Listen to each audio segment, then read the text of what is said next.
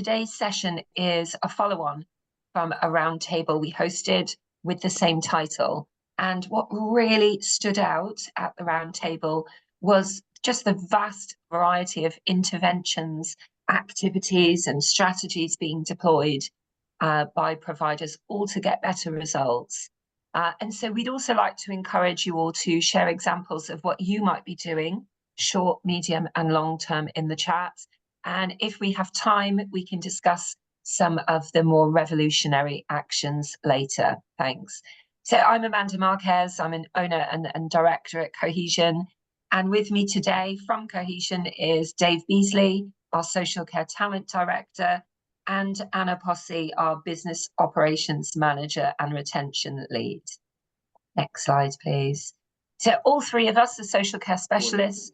We've seen a lot of evolution over the years, and we've continually adapted our practice to reflect requirements in a specialist sector.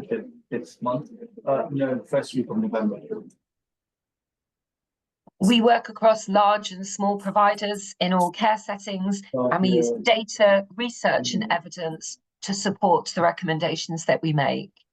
And we share those data and insights with providers, as well as doing a lot of advocating for the sector.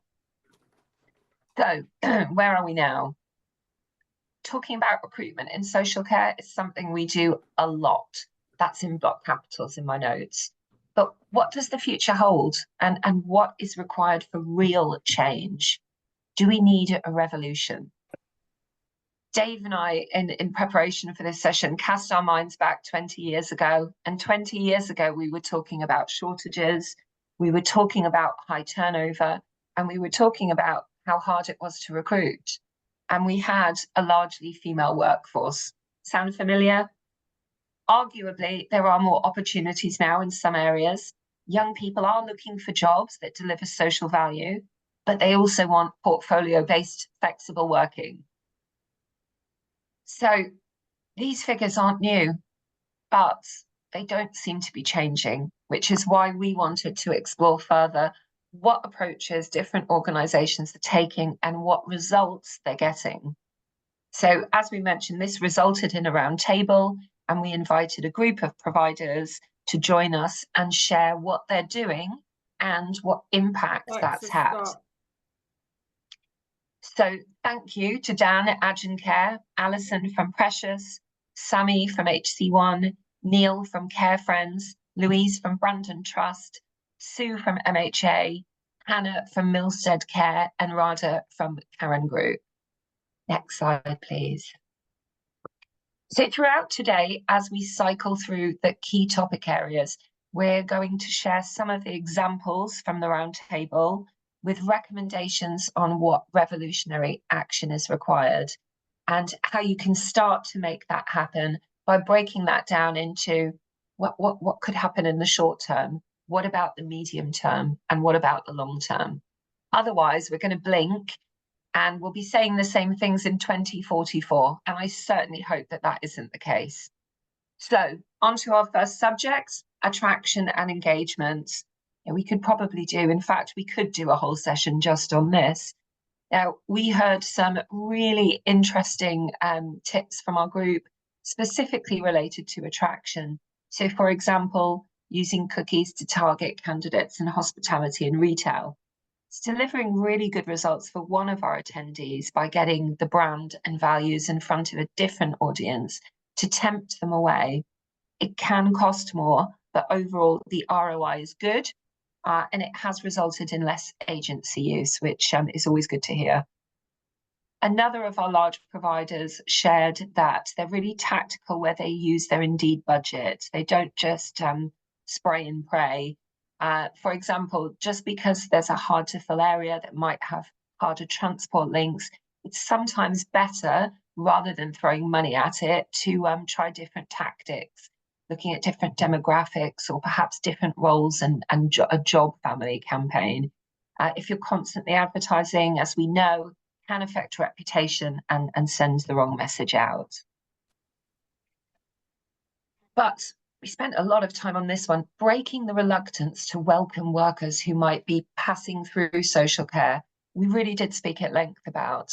And Hannah from Milstead Care posed the question, why do we think it's a problem to offer young people or anyone a job that's a stepping stone to the NHS? We should embrace it, surely. And we should be saying, come and work in social care first. It will help their long-term career prospects, and some of them will stay.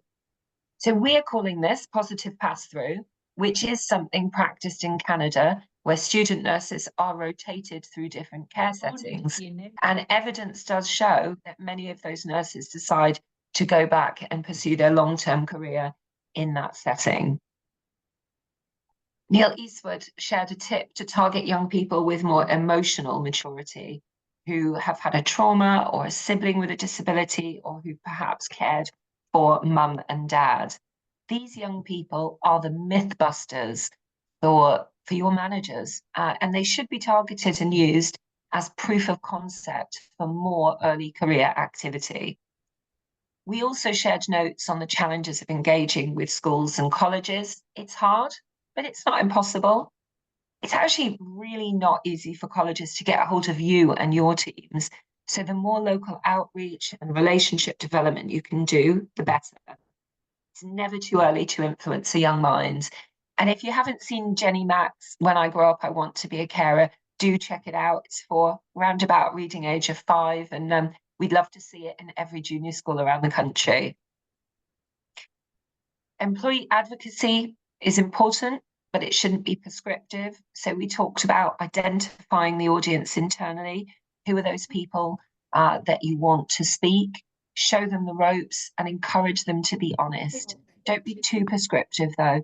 Job seekers want to hear from people like them, and they genuinely want to hear good day, bad day. So in the medium term, we came to a consensus that school and college outreach is a medium-term goal, mainly due to the belief that being active in schools and having targeted programs that are successful can only really happen when there is robust work experience schemes set up and you have the support required for young people to learn the ropes, whether that's a buddy system or something else in place.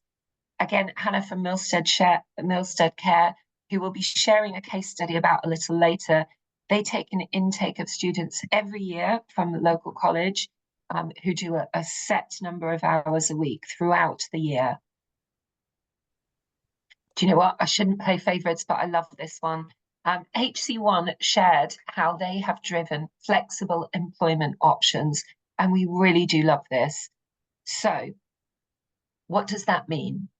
People are offered a 3-month fixed-term contract for flex force, and you can choose 11 hours, 20 hours, or 33 hours. And you are paid those hours every week. However, if you work the 12 weeks of 11 hours in your first 6 weeks, you've got 6 weeks off. You can choose to do extra overtime. And HC1 use the deputy rostering system, which works out annual leave and any other anomalies. It is first come, first serve for all flex workers, and they service multiple homes. The only drawback we could think of is for some workers who want to support the same residents, it might not float their boat working across different services. But other than that, it really, really does help people who need to control their income and gives incredible flexibility. So we have a case study for you on this on the next slide, so we'll come back to that. Longer term, our 2 longer term ideas that we discussed were shared talent pools and schemes and joint negotiation of preferred rates. So there is collaboration now happening in the industry. For example, the Care Talent Collective in Surrey is made up of 9 different providers who all come together to access funding for a rotational early careers programme. And this guarantees a senior position at L5 after 4 years. Still in its infancy, so I suspect we'll come back to that and check in at a later date. The other more revolutionary idea came from Neil Eastwood. Why don't we get together and use our collective bargaining power more? Why don't we use it with things like, I don't know, Indeed? I was expecting a collective gasp there, but I've realised I asked you all to go on mute. So we would love to see that happen, because we know from experience that sometimes the rates that are offered to care providers varies and can be pretty impenetrable to understand how they actually work. Right, so next slide, thank you. So huge thanks to Sammy at HC1 for sharing the details of FlexForce with us. I'll let you take a moment to have a look at this, but this really is a genuine opportunity for candidates to be able to select how they work. And this is just excellent in our opinion, because flexibility is often the hardest thing to achieve. Now, if you'd like to see more about it, I'm going to drop in the chat once I hand over to Dave, where you can find more details about this on the HC1 website.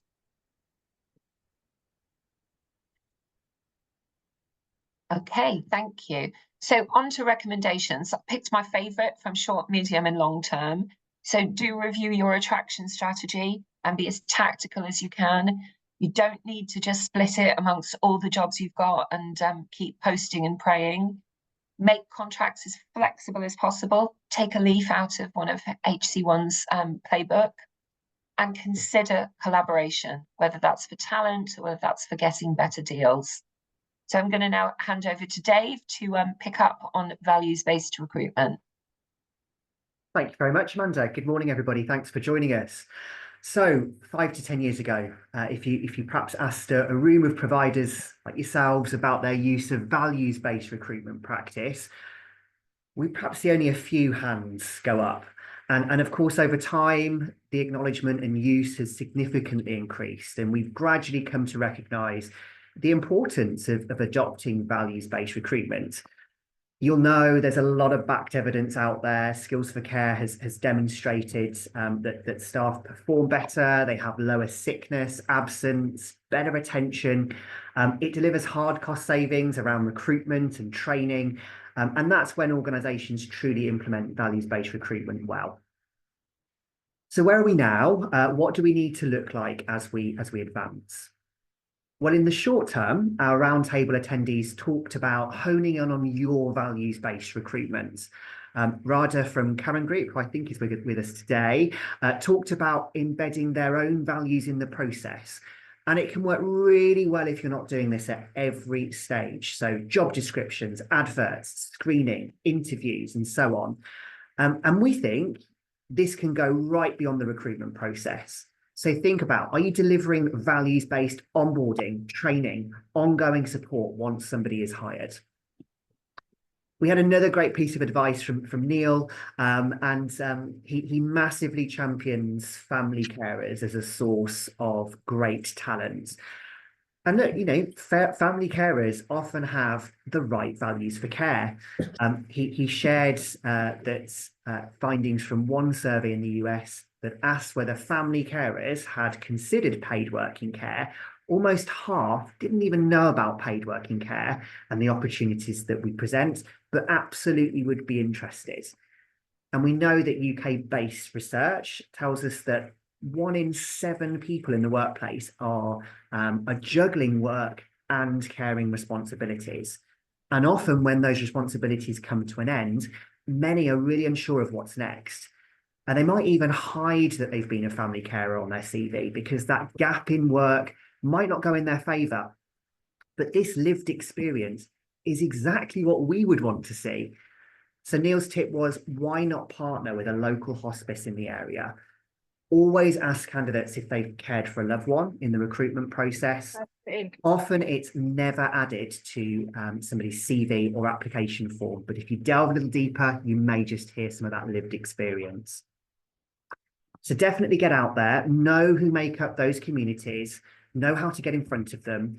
And look, while the recent focus is absolutely centred massively around international recruitment, whether that's out of country, in country, the future and the not so distant future will absolutely revert back to hyper-local domestic activity. So start building those communities sooner rather than later.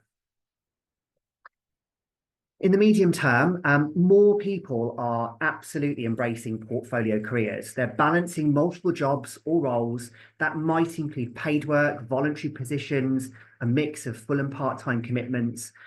And this trend has perhaps been often associated with Gen Z. However, it's gaining momentum across all age groups. Contributing factors include things like the cost of living crisis, layoffs, a desire for greater autonomy and flexibility in how people are working. And as Amanda mentioned, we've got the case study from Milstead Care that talks all around portfolio careers and how that's working for them within our sector. So our roundtable identified interview skills as a critical area for future success of values-based recruitment. I guess the key message here is focus on building skills in this area, do it carefully, look at your training, make sure it's delivered consistently, and over time, this could lead to significantly better outcomes across the sector. Values-based recruitment is often fully supported. It's really understood at a top level within our recruitment teams. But then sometimes what we see is that at that local level, managers might be struggling to prioritise values due to service demands, team dynamics, or varying levels of recruitment expertise. So definitely take a close look at interview skills, look at those tools that are available to you within your organisation, and make sure that at a really basics level, that managers are covering those fundamentals. You know, is everybody getting a warm welcome? Are they having a tour? Simple things like are ID checks happening when candidates are asked to bring them along to interview? And make sure that those values-based questions are featuring and that they're well tailored for the candidate that's sat in front of that manager. And this can really be enhanced with technology and psychometric assessments that have been designed specifically for the sector. And we'll share some of what we're seeing and what we know works really well in the sector in a moment. Consider the best model for working with your operational teams. So our group talked about differing levels of support based on the specific needs and expertise that exist across the organisation. Some providers use a gold, silver, bronze model to tailor their support levels. So they identify which homes, which services need that extra help, whether that's due to retention challenges, slow processes causing higher dropouts, or compliance gaps. And one provider in the room cuts their time to hire in half by adopting a centralised model. And look, this can be achieved either internally or absolutely with external support too. And also think about the types of candidates we want to engage with and what the future workforce will look like. Younger generations prioritise working for organisations whose values align with their own. Consider sustainability, equity, social justice. Future candidates are likely to place even greater emphasis on things like work-life balance, inclusivity, and mental health support. So here's the case study from Milstead Care and Dayspace. They provide residential and supported living services.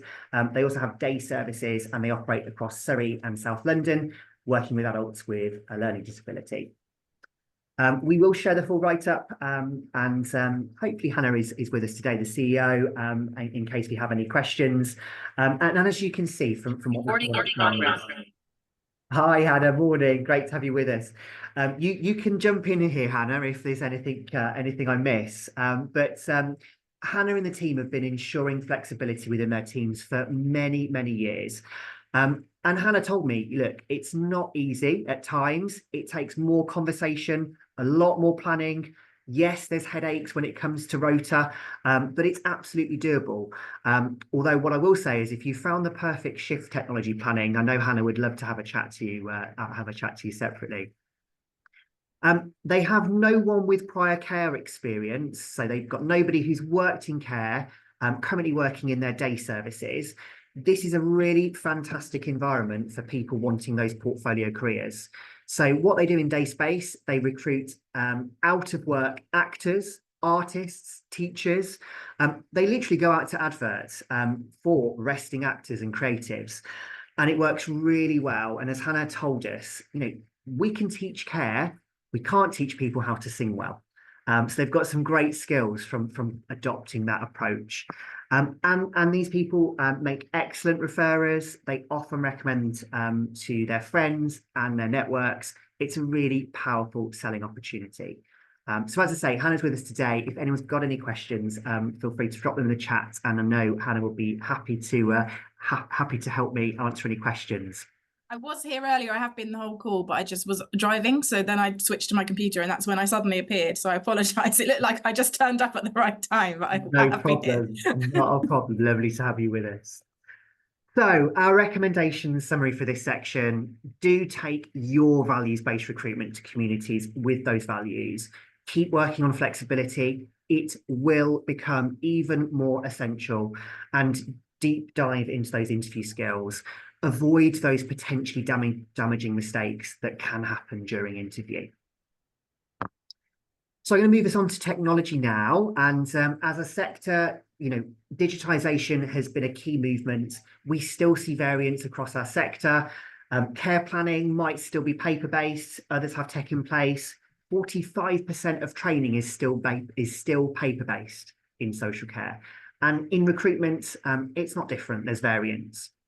So what do we need to consider for the future? So our roundtable attendees emphasise that getting technology right in recruitment is crucial. So start with a tech audit. What systems have you got in place? What's working? What's not? For one provider, they shared how implementing an ATS was an absolute game changer for them. It provides valuable insights into real-time data. How long are those processes taking? Are we actually struggling for applications, or are they sat in buckets with hiring managers or sat on a desk somewhere? Are processes being followed consistently? The data will tell you that. And an ATS, as we know, absolutely will help improve communication, particularly helpful in a period that we're all experiencing at the moment with high applications. Videos, consistent documentation.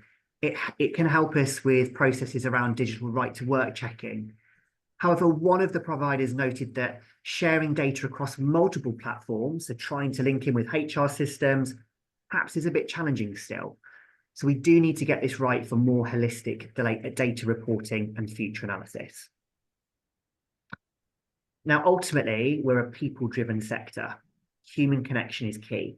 We don't want to over-automate, but technology can help us. We can absolutely use tools such as WhatsApp to check in with candidates and team members. Yes, it doesn't replace face-to-face interactions, and it never should, but it can enhance communication. So in the medium term, do look at the wealth of data you'll be capturing with that ATS. Do explore those successful outcomes. So, for example, those people with longer retention, what was their journey into your organization? What was their background?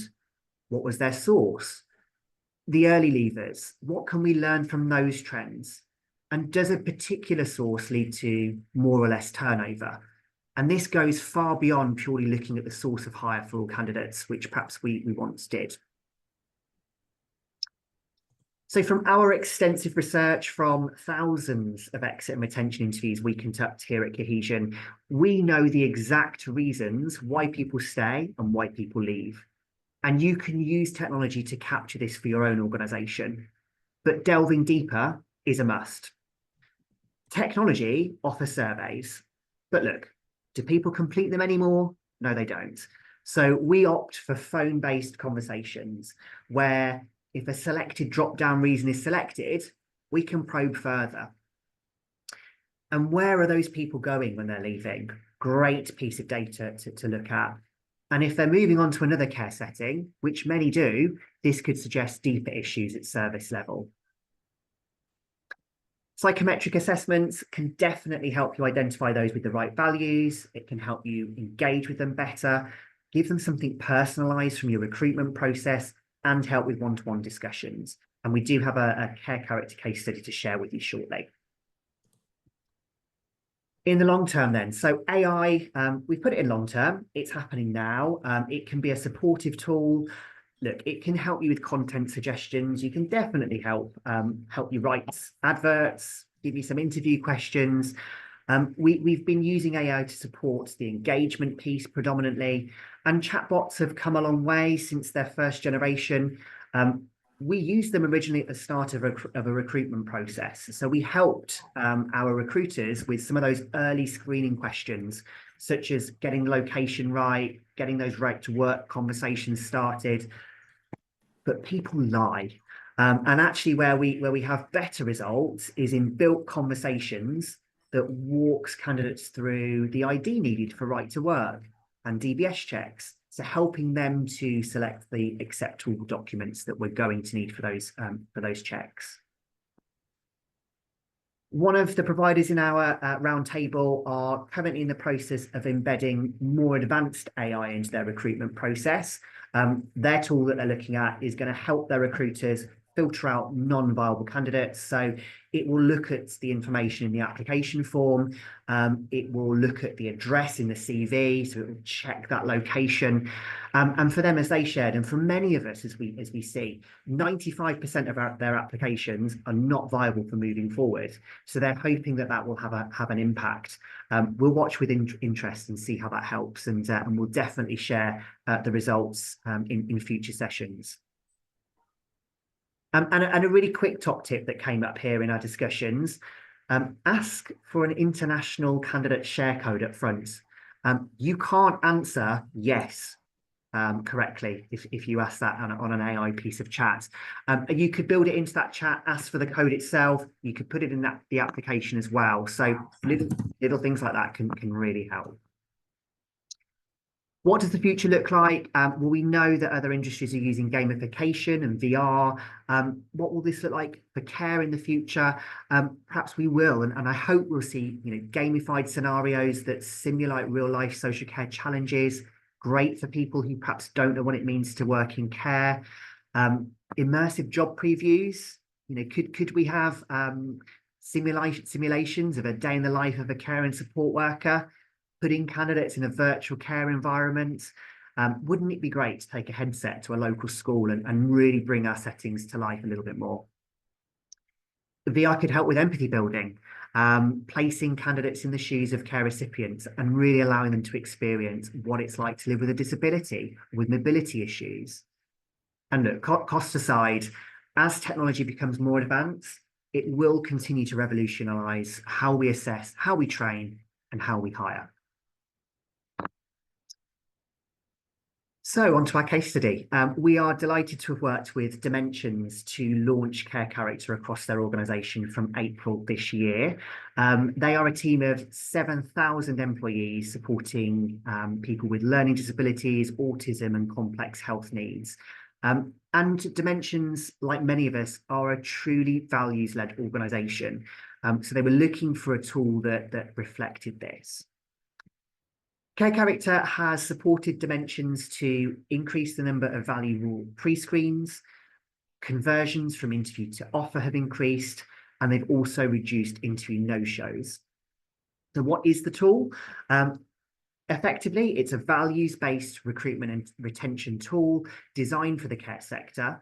It's a candidate engagement and hiring manager tool, which includes a validated assessment.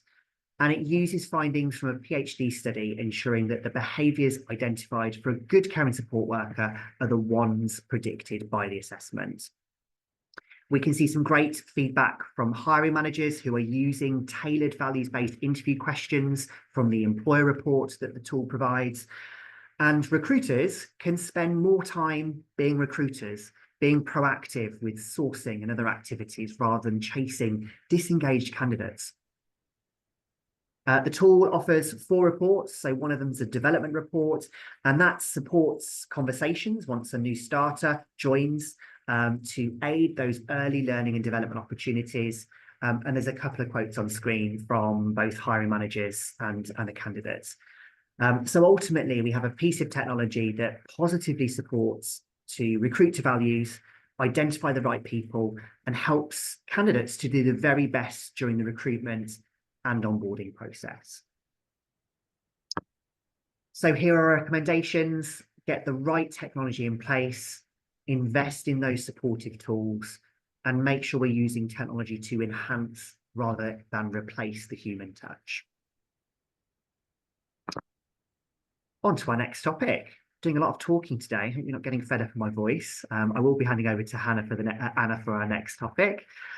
So stereotypes, demographics, and diversity. So the reality is, we know the UK care sector actually isn't very diverse. We saw those stats earlier, and it's a challenging environment, and it's going to get even more challenging. 30% of the population potentially retirement in the next 10 years.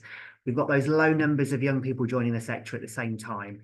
We are in a dire need of future-proofing strategies.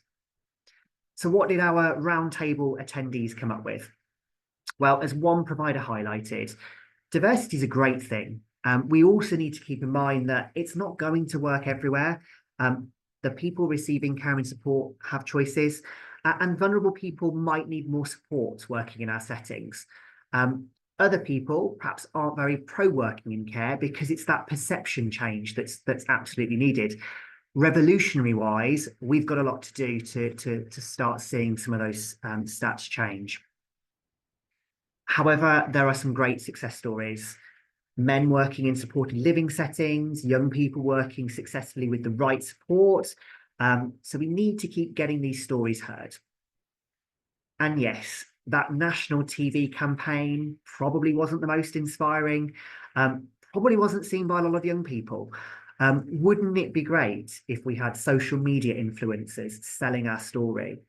But as Hannah shared from Milstead Care, when they offer work experience, real feedback does include from young people, and I quote, "That's really cool. I didn't realise working in care would be like this." What other industries can truly say that they pay their staff to go to the cinema, go to the theatre, a football game, even go on holiday? This is unique. So yes, tell the stories, but far better, get the people within your organisations to tell those stories for you.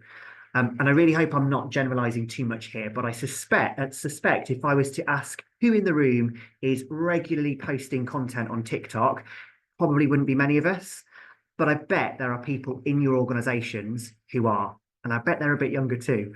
One provider also shared that they're working with the people they support to have their own social media platforms to share their stories and inspire people too. I think that's a really, really great idea.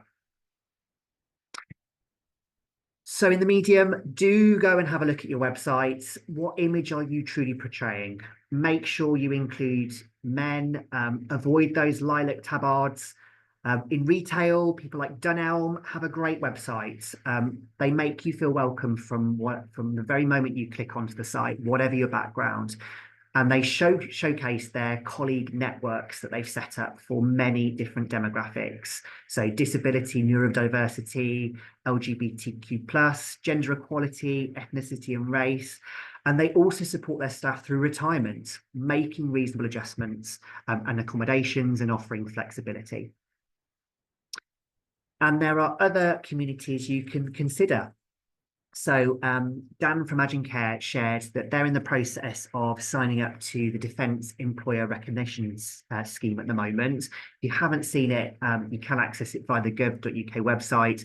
And it effectively involves pledging. If somebody's ex-forces, you'll guarantee an interview. If they're in the reserves, you'll keep a job open for them while they complete training. And this has a fantastic opportunity to open up to a pool of people from a range of backgrounds, not just to those roles that will bring skills for care, but from procurement backgrounds, supply and logistics, state management, fleet management. You know, these are skills we struggle to recruit. So definitely explore with those communities and get connecting. We talked about young people a lot earlier, so start building connections with the education sector where you can. It's the single biggest opportunity to fill some of those unfilled jobs in social care with increasing our Gen Z representation. And they want to know, as Amanda mentioned, that they're working for organisations with social value. And that's exactly what we do. So more people, more young people, absolutely need to be working while they're studying. And we actually completed a project with Harlow College students. They were all studying health and social care. However, very few of them were able to secure meaningful part-time work in a social care setting, even when they were studying this relevant subject and they were opting in. They wanted to have jobs within our sector, but no, they were too young, they were inflexible. And this just isn't good enough. Some of those cohort we engaged with were looking at perhaps other careers in the future. They might be moving into nursing, they might be moving into social care long term, but as Amanda mentioned, it's a great opportunity for positive pass-through. And what they told us is that for the moment now, while they are studying, is that they want to work part-time during term time and full-time during the holidays. So whoever enters your recruitment process, make sure it works for them, make sure you intervene appropriately, make those adverts clear, job descriptions simple, accurate, and you could create things like jargon handbooks in your processes for onboarding, for example. And look at what's happening and where people are dropping out throughout your recruitment process. So in our data set, when we looked at the data we report within our ATS, when we looked specifically at the people who don't turn up for interview, over half were under 30, and the majority of that pool were under 25. So we were able to consider what are those interventions that we could adopt to combat this. So have a look at your data, have a look at what it's telling you, and think about what those positive interventions can look like for those particular groups. And I could probably take up your whole day talking about a lot of this. There are so many recommendations that we could talk about around stereotypes, demographics, and diversity. I do want to signpost you to a recording of one of our previous webinars. And actually, it's something we presented at this year's Care England conference. And this delved into this very topic in detail. We'll make sure to share the link in the follow-up, but you can go to the Cohesion website and find that recording too. So our recommendations are: encourage others to tell the story, focus on what makes your settings unique, and intervene based on what your data is telling you. So I'm going to hand over to Anna now, who is our retentions lead here at Cohesion. Thank you, Dave, and thanks everybody. Great to be here with you this morning. And yes, as retentions lead here at Cohesion, I help organisations by designing and implementing retention interview programmes, and then analyse and report on the findings to give recommendations. My team delivers thousands of exit and retention interviews each year, and from that we get really such good valuable data that we've summarised this in a white paper. Now, if you haven't seen this already and would like a copy, please put your name in the chat and we'll get that across to you in a link. We'll be updating the white paper again in January with some improvements, so I'll talk about that a little more shortly. But firstly, I'm going to share with you some of the key short, medium and long-term retention approaches and solutions that were shared in our roundtable event by our contributors. And my hope really is that you'll be able to take away at least one idea that you've not considered before and see if that could work potentially in your organisation to improve retention. So firstly, onto short term. As we know, retention starts before people start, setting the scene on what the role is like and what life is like in an organisation starts for the attraction. It's the job ad, your website, the application process and interview. This is setting expectations. So next is to understand, are those expectations in those first few crucial weeks being met?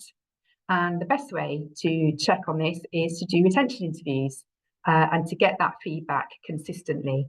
So you need to talk to people and not just use a survey. It needs to be reliable, trustworthy data that you can then be using to base decisions on. Relying on reasons for leaving stats coming out of HR software will more often than not result in it coming with a caveat. You know, managers, perhaps they're selecting the top option from a drop down for reason for leaving, or they're not selecting an option at all, or they're adding in new reasons. All of this can become very frustrating. So you really just need to dig deeper to really understand what's going on. And at the exit point, it's too late anyway. So doing early stage retention interviews means that you can capture what's going well what's not going well, and make an intervention if needed. And anyway, one organisation at our roundtable did exactly that. They conducted telephone retention calls with senior carers and nurses, and they discovered, using probing questions, 2 big themes. And these were that more often than not, problems lied with poor working relationships with staff in that setting. And the second one being that working hours just weren't flexible enough. So by doing retention interviews, you'll discover some quick wins. You'll have data to back up your hunches, and you'll also have data to support initiatives for your longer term retention strategy. Now, stay interviews at a later point are also a best practice. These support employees in their role and allow for open communication. They are able to discuss development and progression and training, as well as well-being. Okay, so moving on to medium term, one theme that was discussed was supporting people through to retirement. Now, we heard Dave talk earlier about encouraging young people into sector, and of course, that must be a focus. But we can't ignore the stats. We have an ageing workforce with 1/3 of our workers now over age 55. So we also need to strive to keep our older workforce with us for as long as possible. Now, this group have their own very unique set of challenges, often with caring responsibilities at both ends, so potentially grandchildren to consider, some young adults, and also older relatives. Now, we see from our data that family, domestic, and personal reasons consistently ranks as the top reason for leaving in the last 3 years from our exit data. So we see a picture where it can all get a bit too much, and the temptation is to stop paid work completely because there isn't that give and take or flexibility at work. At our roundtable event, we heard how at MHA, they're offering support for those approaching retirement. And this was in the form of flexibility, financial advice, and scaling back to help prolong employees remaining in role. For this organisation, this provided continuity of care, that stability, and also maturity in teams. So it really is an all-round win. It does obviously require that flexible approach and to be tailored to the individual. So our next theme is the power of a good induction. We're looking at this in reverse to consider how a poor one can really leave lasting and negative impact. From our roundtable discussion, several contributors gave their thoughts on induction. So I'm going to summarise some of those themes. Number 1 was get the basics right. And by this, we mean a good induction that's consistently applied and delivered by senior colleagues. A good induction considers things such as, is the uniform going to be ready from day one? Are the new starters greeted in reception and not left listening to all manner of overhearing of conversations in a busy care setting in the reception area? Consider the timing of arrival so that you can potentially avoid that morning busy flash. Make introductions to everybody there and show new members of staff where they can lock away their valuables and get themselves a drink. And I know this sounds like very basic stuff. A good induction might also include having completed mandatory training during the onboarding process, so with e-learning platforms shared ahead. It could be a condensed, centralised induction ahead of the day one in setting, where over several days, all of the training is completed. Also, for an induction to be good on site, it should offer a buddy, and that this buddy be well trained at being a buddy, and that they are really that champion for that particular care setting. Ideally as well, not fully on rota for the time that they're doing that shadowing with that new starter. This could be an expensive thing to do, but it really, consideringly, it's not as expensive as starting again in the recruitment process if that new starter is then to become a new leaver. Another point for a good induction would be to not make assumptions about people's tech savviness. See what support they might need to be able to actually access that online learning platform to complete that initial training. If that training is going to be done on their own device, is it easy to use it on a mobile phone? So it seems that a good induction is a lot of small considerations, but done right, they all add up to a great welcome and a step in the right direction for meeting expectations and retaining new starters. Now, this could all sound very common sense, and no doubt you'd be thinking or hoping that this happens in all of your organisations. But what our data tells us, and from what we heard at our conversations at the round table, we know that this is not happening consistently, and getting this right will have an impact. If we want to see meaningful change in the future, these are the basics that we have to get right on the ground every time.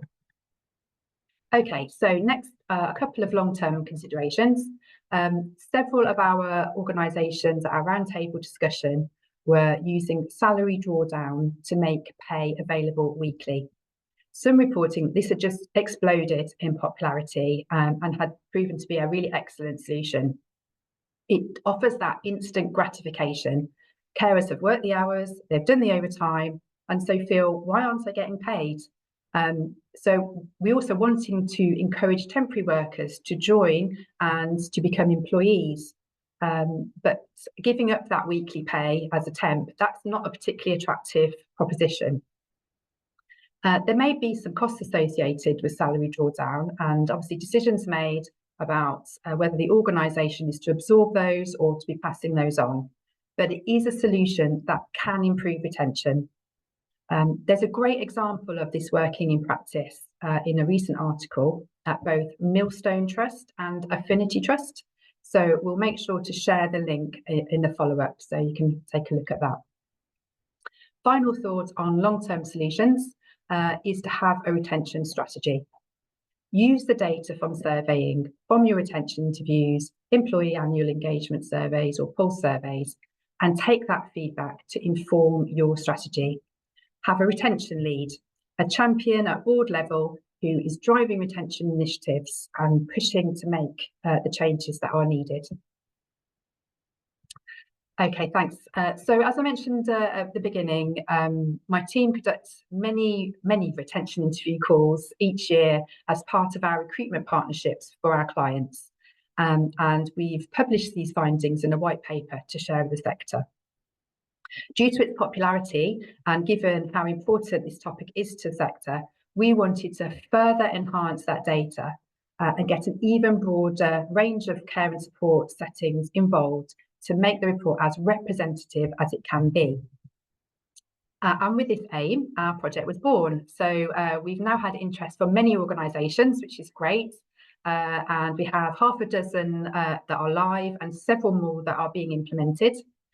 These organisations are benefiting from some free retention calls, which is great, their own bespoke report, and also early access to the next analysis of our state of exit and retentions in social care. So our main purpose was this big data project, but as we've gone along, we've been able to support individuals by raising concerns and saving them from potentially leaving. This really does highlight the importance of these early stage conversations. So we're also partnering with both the National Care Forum and Care England, who are both very supportive of the project. So if you would like to know more and perhaps get involved in the project, then please do get in touch with me and be happy to give you some more information. Okay, and so finally for me, my top 3 recommendations. Number 1, get the induction right. A good welcome sets the tone and supports new starters in those crucial first few weeks. Secondly, conduct retention interviews and stay interviews consistently and act on that feedback. And finally, number 3, get your retention strategy right. As we've explored today, this could include optimising your induction, salary drawdown schemes, or help for those approaching retirement. And I'm going to pass back to Amanda. Thanks, Anna. Wow, such a lot of information. So we've come to the end of our topics for today, but once again, here is a summary of our summaries and the top 3 recommendations for each subject area. I'm not going to read them to you, and we will be sharing the slide deck with you. Next slide, please. And don't forget, we've touched on so much here today. Each of the subjects could be a webinar in itself. So you can find all of our research, our white papers, and previous recordings of various different topics all on our website. So that brings us to the end of our content today. Have we had any questions? I've been keeping my eye on the chat. There's a lot of hands up for material. I don't think I saw any. Yeah, no questions, but this is a great opportunity. Please do come and ask anything you might have, or equally, you know, we also like to share. You know, the great thing around the roundtable last month was that, you know, we could sit together as a group of people who are all aiming for the same outcomes when it comes to better recruitment and retention outcomes, and just hearing, you know, what other people are experiencing, what's working, what isn't working. You know, the power of sharing some of that is really valuable. So do feel free to come and share any of what you're seeing working, not working. Yeah, we want to keep this conversation going. So equally, we will be holding more in-person round tables as we enter 2025. So if you'd like to get involved, we'd love to invite you along to join us. Absolutely. So do just let us know. Absolutely. We've got a Okay. really quiet bunch today, so Really no quiet questions coming bunch, in. really. That's because they're thinking very deeply about our recommendations and case studies. So I think we will close there. Wish you a happy Thursday, and hope to see you at our next events.